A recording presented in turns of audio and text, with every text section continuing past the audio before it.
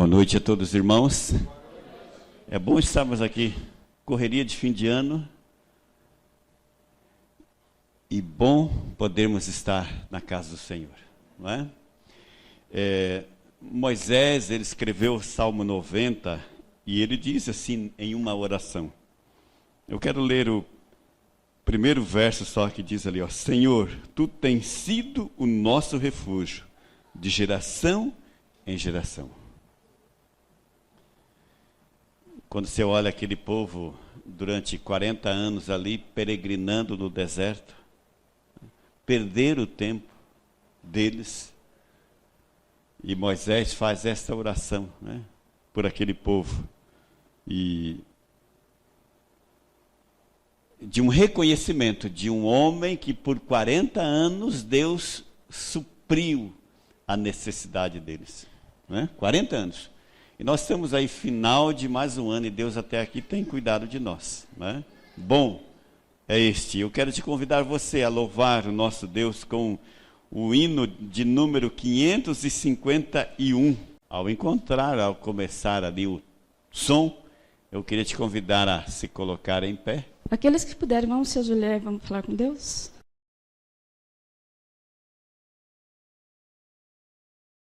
Querido amado Deus, primeiramente pedimos o perdão dos nossos pecados, Senhor. E somos muito gratos, Senhor, pela vida que o Senhor nos concede a cada um. Esteja conosco nesse culto, esteja com todas as pessoas que ainda estão para chegar, mas que também os que não puderem vir também, o Senhor faça presente no lar de cada um. Somos agradecidos por tudo que o Senhor nos dá. Em nome de Jesus que oramos. Amém.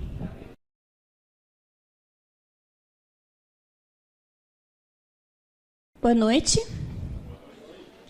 A nossa dica de hoje é a respeito das queimaduras. Nós vamos ter algumas dicas a respeito do que se deve e o que não se deve fazer. Então, o que é uma queimadura, né? É toda lesão provocada por contato direto com alguma fonte de calor ou frio, ou produtos químicos, corrente elétrica, radiação ou até mesmo alguns animais ou plantas, como larvas, água-viva e a urtiga. Então, a queimadura de primeiro grau, ela é uma queimadura bem superficial, né? Ela atinge só a epiderme, que é a camada mais superficial da pele. Então, o local ele fica vermelho e um pouco inchado. E a dor também. Ela é considerada uma queimadura leve, né? Só deve ser procurado ajuda médica em caso de se for de grande extensão, né? Senão, não precisa. O segundo grau. É uma queimadura que já não é tão superficial, né? Ela atinge a epiderme e a derme. O local fica vermelho, fica inchado, e a diferença é que a presença de bolhas no local. Se for ferimento pequeno, é considerada uma queimadura leve. E é grave quando a queimadura atinge o rosto, o pescoço, o tórax, as mãos, os pés, a virilha, as articulações ou uma grande parte do corpo. Queimadura de terceiro grau. Qualquer caso de queimadura de terceiro grau, ela é considerada grave. Elas atingem todas as camadas da pele, podendo chegar aos músculos, ossos e vísceras. Aí, na queimadura de terceiro grau, como os nervos são atingidos, não há dor. Às vezes a vítima pode sentir dor nas queimaduras de primeiro ou segundo grau que tiver pelo corpo também. Então, a aparência é escura, né? Aparência carbonizada ou esbranquiçada. E agora, como devemos proceder, né? Como socorrer uma vítima de queimadura de primeiro grau ou segundo grau leve? Então, deve-se usar água em temperatura ambiente para resfriar o local. Então, deixar pelo menos 5 minutos, né? O local da queimadura pode ser debaixo da torneira ou numa vasilha com água, tem que ser em temperatura ambiente. Jamais usar gelo, porque o gelo pode piorar, né? Pode piorar a queimadura. E resfriando o local, a dor ela vai melhorar, né?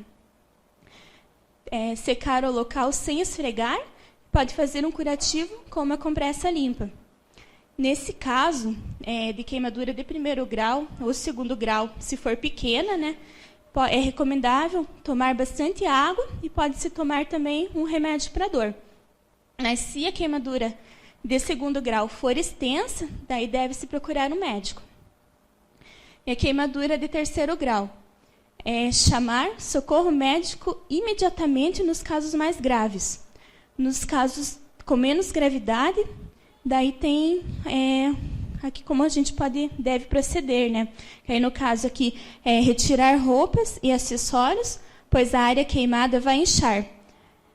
Mas se a roupa estiver grudada na lesão, jamais deve mexer.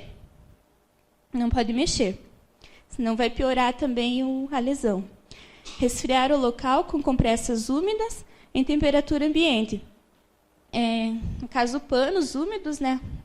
Com água em temperatura ambiente. Ou se for também uma queimadura de 3º grau, mas for pequena, pode colocar debaixo da torneira.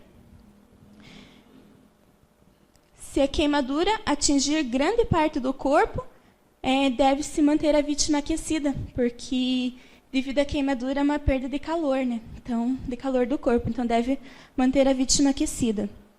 Não oferecer medicamentos, comida, água.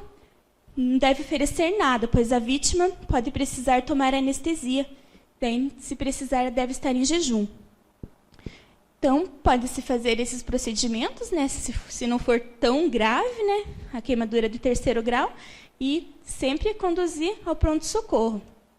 E o que não se deve fazer em hipótese nenhuma. Então, jamais colocar gelo, né, no local da queimadura, manteiga, pó de café, pasta de dente, óleo, ovo, ou qualquer outra coisa que não seja água, né? Todas essas que eu citei, né, eu lembro da minha mãe, né, em caso de queimadura, põe pasta de dente, põe alguma coisa, mas não se deve colocar porque vai grudar ali na ferida, na lesão, vai piorar, né?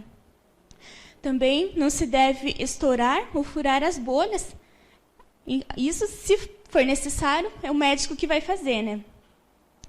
Retirar a roupa colada de área queimada, também não se deve, né?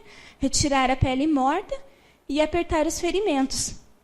Então, lembrando que pessoas com queimaduras profundas, elas correm sérios riscos de morte, né? Então, mas algumas dicas, né? Em caso da gente se deparar com essas situações. Amém. Salmo 103, 13 diz assim, ó.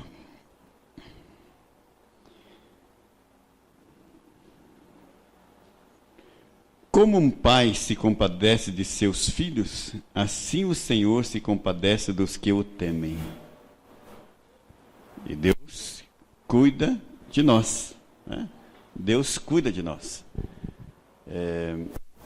O hino 40 do Inário Adventista diz que Deus é nosso Pai Celeste, somos sempre bem guardados. Nem as aves e as estrelas Ele mostra tais cuidados.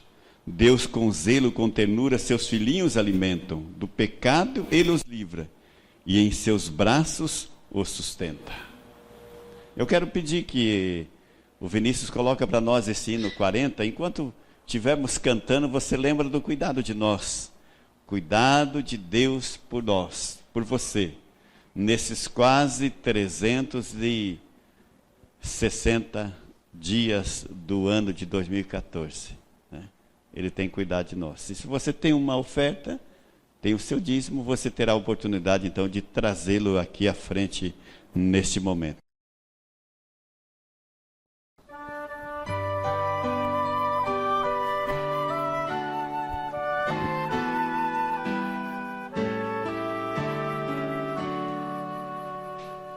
Deus é nosso Pai Celeste, somos sempre bem guardados, nem as aves e as estrelas Ele mostra tais cuidados. Deus com zelo, com ternura, seus filhinhos alimenta. Do pecado Ele os livra e em seus braços os sustenta. Na tristeza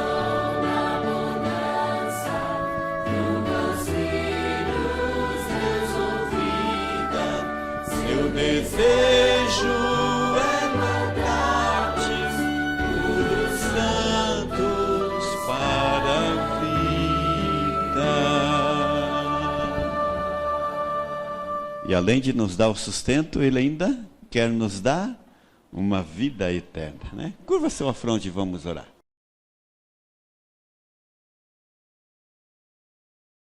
Querido Deus, nosso Pai, graças damos pelo Teu cuidado por nós. O Senhor tem nos dado o pão de cada dia, tem nos dado saúde, disposição para o trabalho, tem nos ajudado de tanta maneira, de todas as formas, e nós somos gratos ao Senhor pelo Teu cuidado por nós.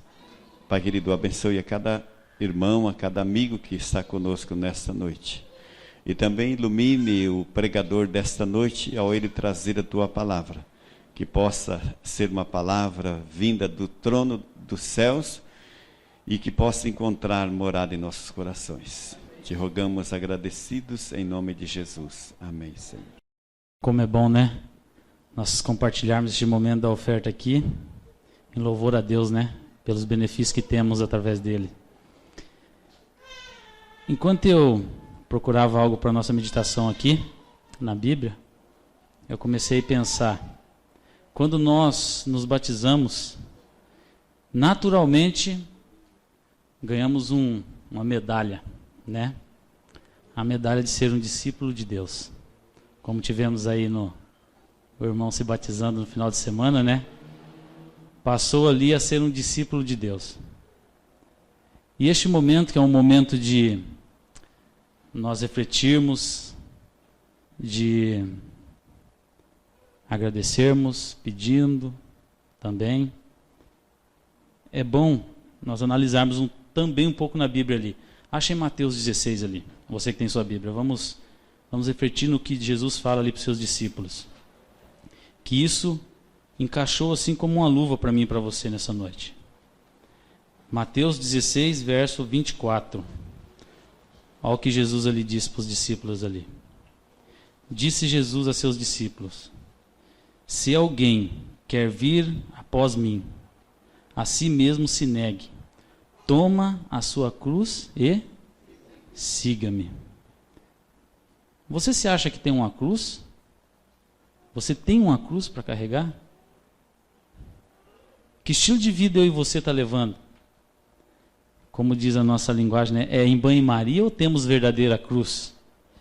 Sabe, meus irmãos, quando viemos à casa de Deus na quarta-feira, o nosso hábito, normalmente, a maior parte do tempo, é pedir. É pedir que Deus nos livre do mal, que Deus nos dá bênçãos na parte material, espiritual, enfim. Só que muitas vezes nós passamos a entregar a nossa cruz para Jesus. E nesse verso aqui, ficou bem claro, né? Não é para nós entregar a nossa cruz a Ele. É para nós carregar a nossa cruz do lado dele. Porque sabemos que Ele deixa também claro na palavra dele que nós não vamos ficar em mar de rosas aqui por enquanto. O mar de rosas é lá em cima. Esse verso aqui ficou claro para mim, evidente, tá? Que eu preciso chegar aqui na casa dele hoje e agradecer a Ele. Porque eu estou conseguindo carregar a minha cruz. Aí se você volta ali também em Provérbios ali 3, ele não ia pedir para mim e para você carregar a cruz sem nos dar a coordenada. E ali em Provérbios 3, verso 1 ali diz assim: filho meu, não te esqueças dos meus ensinos, e o teu coração guarde os meus mandamentos, porque eles aumentarão os teus dias e te acrescentarão anos de vida e paz. Então, meu querido, será que fica difícil eu e você carregar a cruz nossa e termos paz ao mesmo tempo? Sim, desde quando você consegue carregar a sua cruz junto do Senhor, ao lado dele ali. Então, nós teremos agora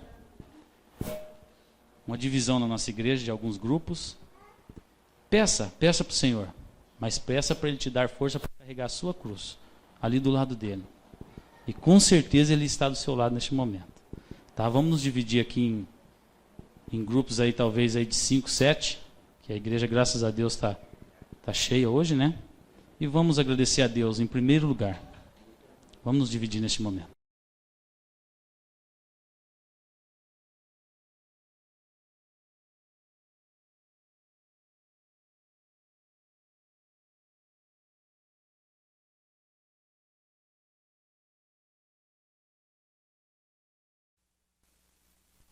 Uma boa noite.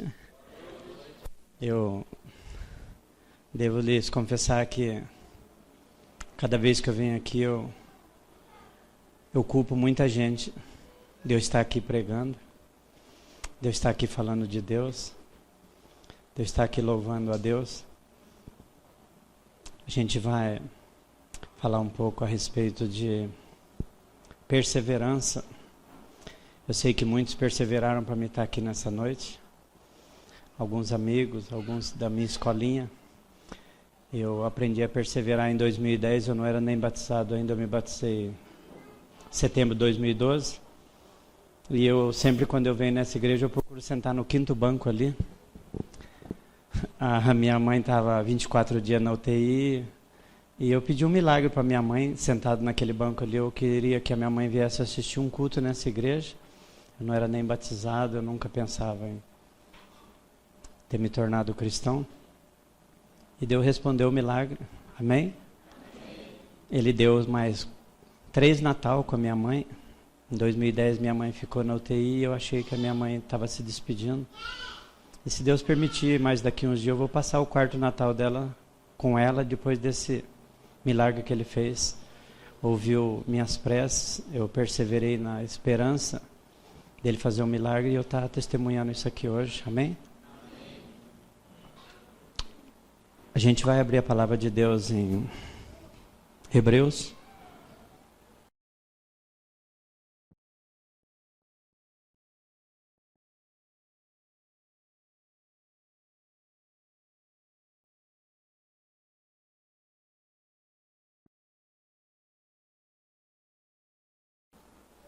Hebreus 12.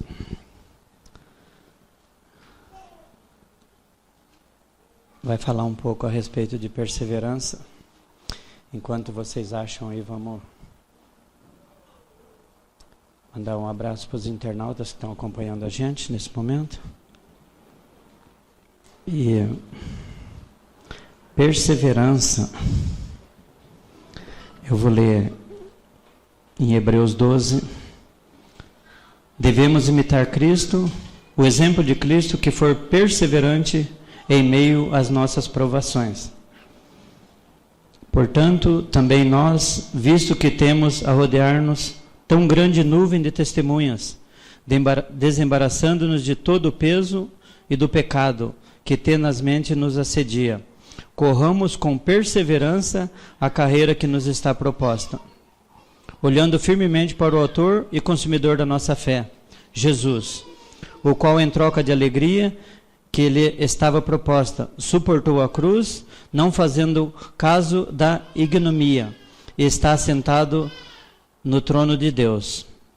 Considerai, pois, atentamente aquele que suportou tamanha oposição dos pecados contra ti mesmo, para que não fadigueis, desmaiando em vossa alma.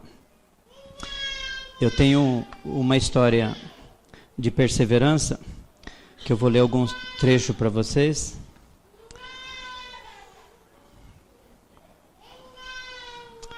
A nossa corrida cristã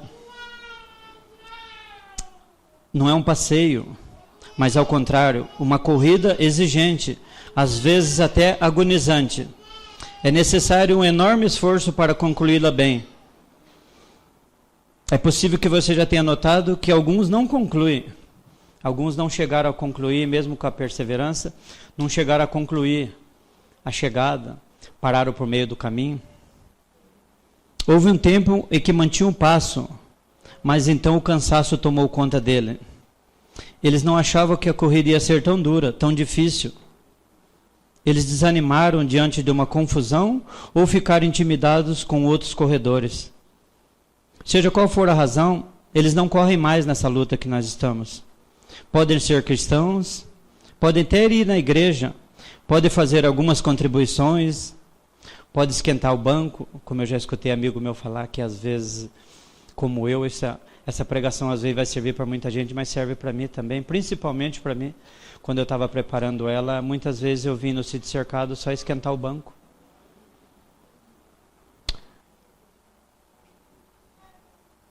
Mas o coração deles não está mais nessa corrida. Eles se aposentaram antes da hora. A não ser que algo mude, seu melhor esforço terá sido o primeiro esforço, e eles terminarão com uma queixa. Por outro lado, a melhor obra de Jesus foi na sua obra final, e seu passo mais forte foi o último na cruz. Nosso mestre é o exemplo clássico de alguém que resistiu. O escritor de Hebreus afirma que Jesus suportou tamanha oposição dos pecadores contra si mesmo. A ideia que Jesus suportou deixa-nos a ideia que ele poderia ter cedido. E a pergunta que eu faço para vocês é: por que será que tinha que tomar 39 chibatadas? Por que será que tinha que sofrer tanto? A resposta é que era para ele desanimar. Era para ele desistir dos nossos pecados. Era para ele abrir mão, ele não era pecador, ele não precisava sofrer tanto. Mas ele não abriu mão, ele perseverou para nos salvar. Amém? Ele poderia ter desistido, ter sentado, ter ido embora. Podia até abandonar essa corrida que nós estamos fazendo. Mas ele não o fez. Ele suportou tamanha oposição dos pecadores contra si mesmo. Deus promete nos tirar dessas dificuldades. Ele promete sim mudar a maneira que olhamos para ela. Há pouco tempo atrás eu me despedi de um amigo que perseverou na fé. Já esteve comigo aqui nessa igreja, o irmão Noril. Ele perseverou tanto que no dia que eu fui fazer uma visita na casa dele, ele não pediu para falar para vocês, mas eu fui passar uma tarde com ele na casa dele e ele, na perseverança de ter feito mais para Cristo, ele disse que deveria ter feito mais para Cristo nessa vida. Aí eu perguntei para ele, mas o que você deixou de fazer? Ele disse para mim: quando eu dirigia meu carro de dia, quando eu tinha mais tempo, eu não fiz tanto para Deus, eu não entreguei livro, eu não dei estudo bíblico, eu não falei de Deus para as pessoas. Então ele me ensinou que no leito da enfermidade dele, ou da minha daqui a uns tempos, não sei se eu vou ter aquele sofrimento que ele teve. Ele faleceu com câncer no fígado. Mas mesmo assim ele clamava a Deus. Ele buscava a misericórdia de Deus. Ele perseverava na sua fé. Eu aprendi com o Jefferson Pilar que a gente às vezes cristão vacilão. Num domingo eu estava já me preparando para assistir o tape do meu time que tinha ganhado. Que eu não ia ganhar nada com isso, com o tape do meu time de futebol. Eu já estava deitado e assistindo, me preparando para assistir. E esse amigo meu, Noril, já estava perseverando no sofrimento. Aí meu telefone toca, 7h30, no domingo, frio. O irmão Noril com câncer de 10 centímetros no fígado, perseverando na fé, e falou pausadamente. Ele falou assim: amigo, quando estiver indo na igreja, passa a me dar um carona. Eu achei que o câncer era meu. Achei que eu tinha adquirido um câncer para estar tão enfermo na minha cama naquela hora. Eu fiz questão de levantar rápido. Quando eu cheguei na casa dele, ele demorou muito para chegar no portão, que a casa dele era uma subida assim. Ele perguntou assim para mim e não levou a resposta. Ele falou assim: você já estava pronto para ir na igreja, né? Você veio rápido. Eu não estava pronto. Eu estava com saúde e estava esperando o tape do meu time de futebol para assistir. Muitas vezes a gente persevera, vem no sábado, persevera, entrega um livro e ao mesmo tempo a gente não persevera na fé que a gente tem que ter no domingo, na segunda. Eu procuro dizer nas minhas pregações que é tão bom ser adventista do 7º dia, mas é tão pouco para Deus. Eu procuro ser adventista dos 7 dias da semana. Eu estou com um casal ali que há pouco tempo atrás a gente começou um estudo bíblico e com a bênção de Deus e com a perseverança deles se batizaram dia 23 do mês passado, amém?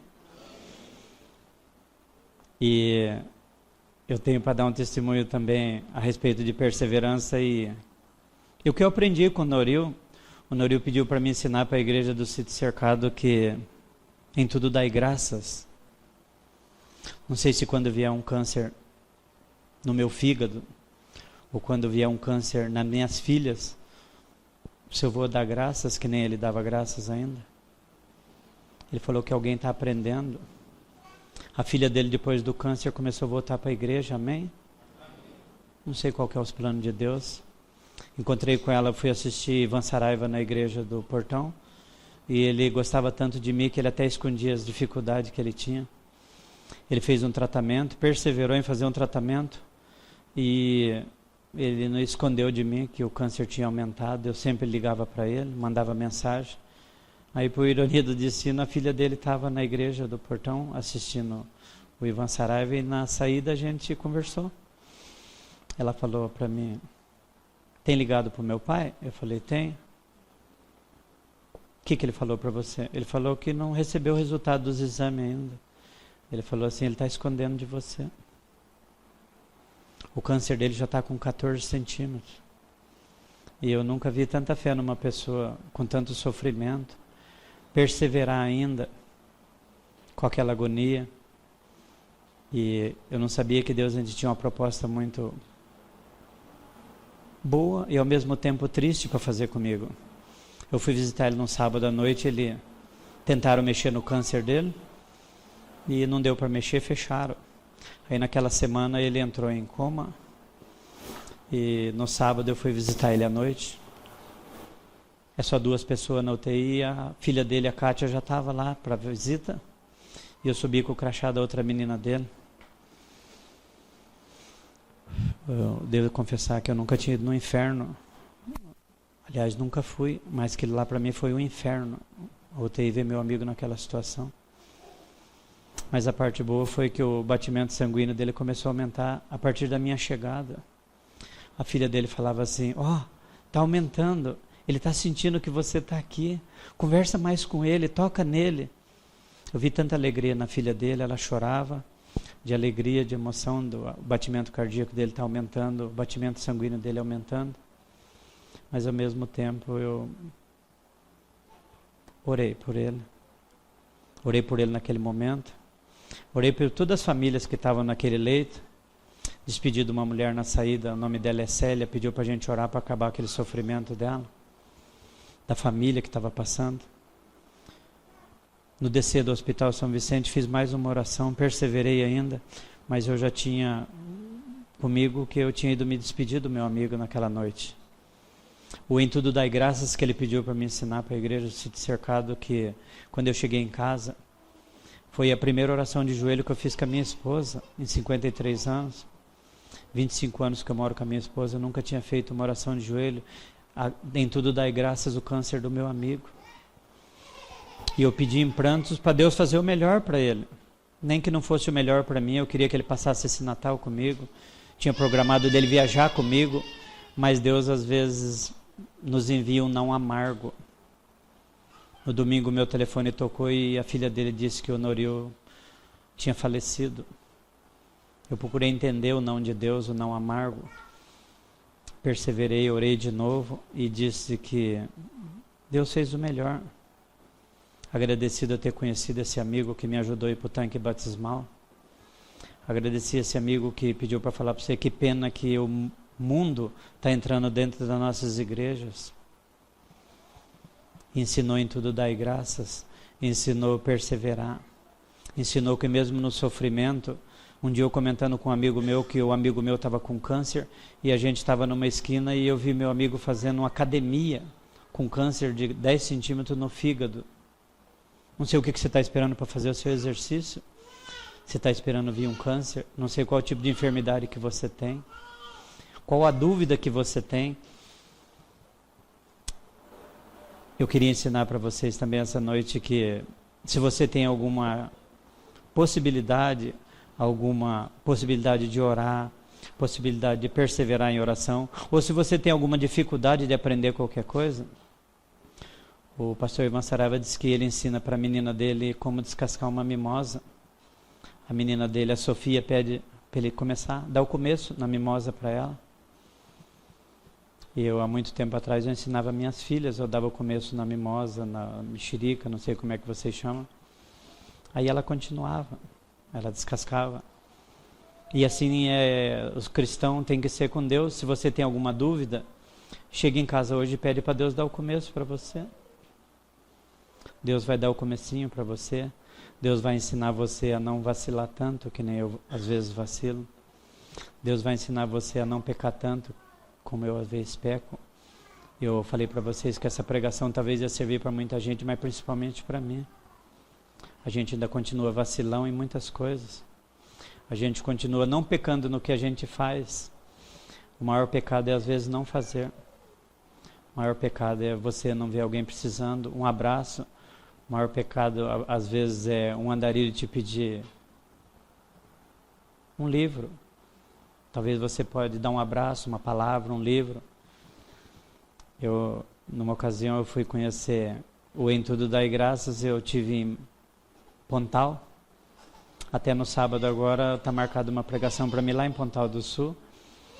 E eu fiquei conhecendo esse amigo que me ligou hoje, há uns 3 meses atrás. Meu carro quebrou no domingo, 8 horas da manhã. E o Noril pediu para Em Tudo Dai Graças. Eu parei o meu carro numa sombra e fiquei orando. Ia chegando um rapaz de bicicleta, eu falei, eu estou precisando de uma ajuda. Ele falou assim, o que aconteceu? Eu falei, meu carro quebrou, 8 da manhã no domingo, onde você vai me arrumar um mecânico? Ele disse para mim, daqui a pouco o Rubão vem aí. Eu falei, Rubão vem aí. Fiquei esperando. Daqui a pouco o Rubão chegou e não perguntou o que o meu carro tinha estragado. Ele falou assim, você é evangélico? Eu falei assim, sou. E ele estava escutando um hino, ele não era adventista até o mês passado, ele se batizou já, amém? Aí eu dei o livro do Bulhão para ele, disse dele.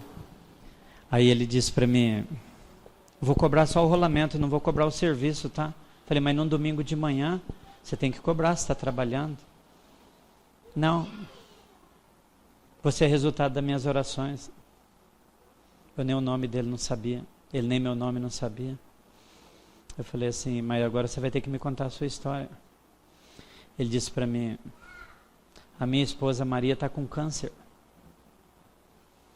E eu perseverei em oração. E eu pedi um amigo lá em Campo Largo. E hoje ele me mandou. Amém? Eu não estava entendendo ainda. Ele falou assim, a minha esposa está com câncer. E tem mais 9 sessões de quimioterapia para fazer em Campo Largo.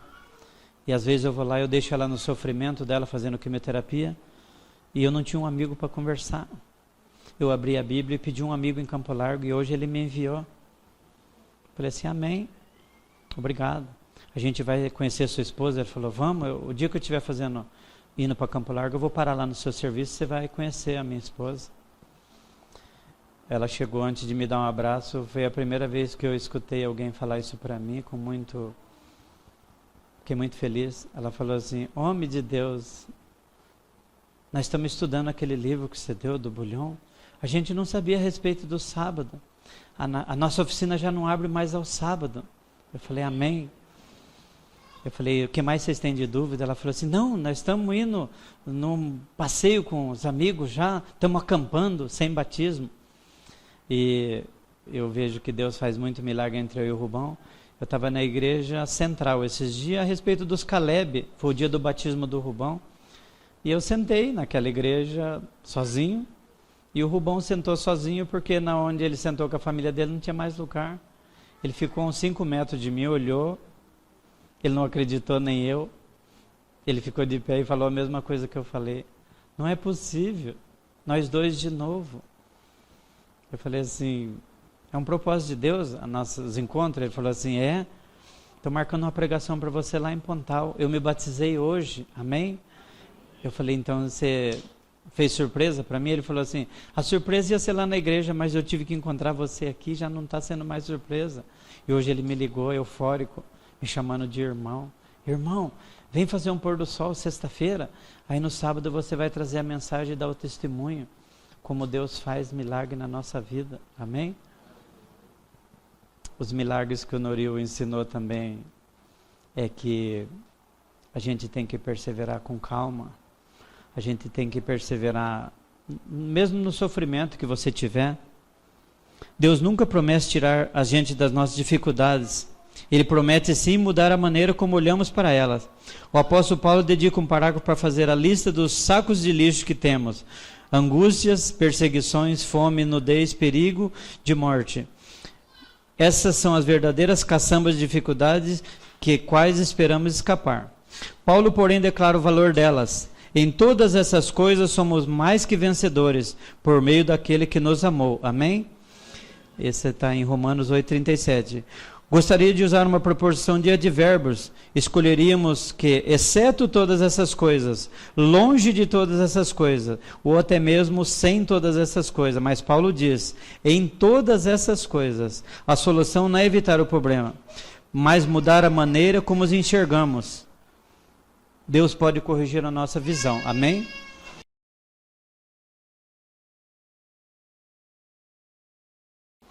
O em tudo dai graças é a gente conhecer pessoas assim, a gente aprender a clamar mais a Deus e reclamar menos para Deus. Eu queria encerrar com o hino 34. Qual grande és tu, Senhor, em nos apresentar pessoas assim. Qual grande é tu, Senhor, de nos perdoar os nossos pecados.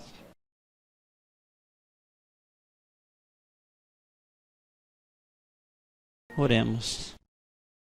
Querido Deus bondoso Pai, obrigado por mais essa quarta-feira na nossa vida. Obrigado por se fazer presente nessa casa de oração conosco nessa noite. Perdoa, Senhor, lábios pecadores vieram falar aqui em seu nome nessa noite. Perdoa nossos pecados. Seja grande, Senhor, tu em nos perdoar nossas falhas de sermos vacilões. Perdoa-me, Senhor, de às vezes sermos cristãos como tu pedes, como deve ser, mas que possamos perseverar na fé e possamos levar em frente, que tal grande és tu, Senhor, e nos dar entendimento da salvação e da vida eterna. É o que te pedimos, Senhor, que leva de novo agora para os nossos lares, e que chegando lá cantando esse hino para a nossa família, cada lar aqui representado, inclusive ao meu, e que possamos fazer o restante da semana, tudo em nome do seu Filho amado Jesus. É o que te pedimos, não por merecimento, porque somos pecadores, mas em nome do seu Filho amado Jesus. Amém, Senhor. Amém.